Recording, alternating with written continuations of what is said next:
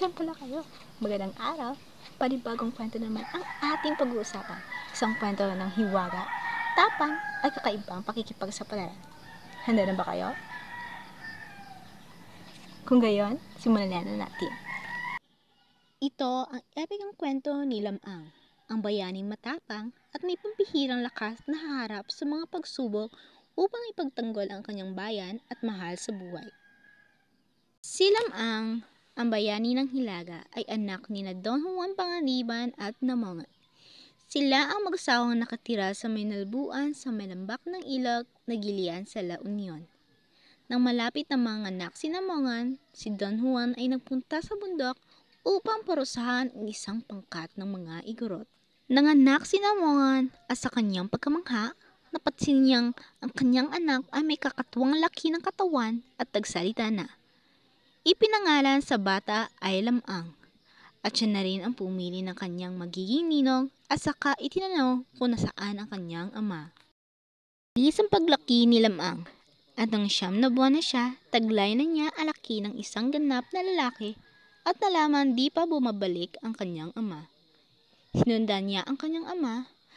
Sa daan, inapaganipan niyang ipinagdiriwang ng mga igorot ang pagkamatay ng kanyang ama.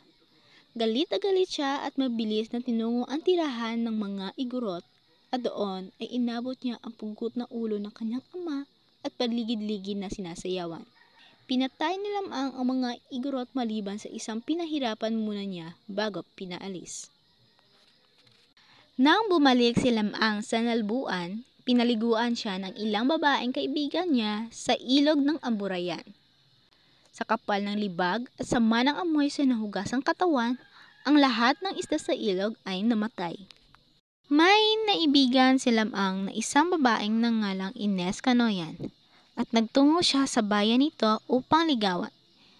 Kasama ni Lamang ang isang puting manok na tandang at isang aso.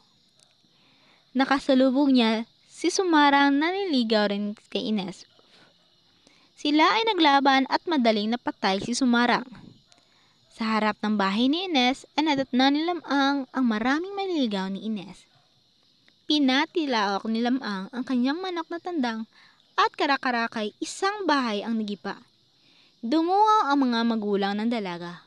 Ang pag-ibig ni Lamang ay ipinahayag ng kanyang tandang. Pumayag naman ang mga magulang ni Ines kung mapapatayan nila ang kanilang kayamanan.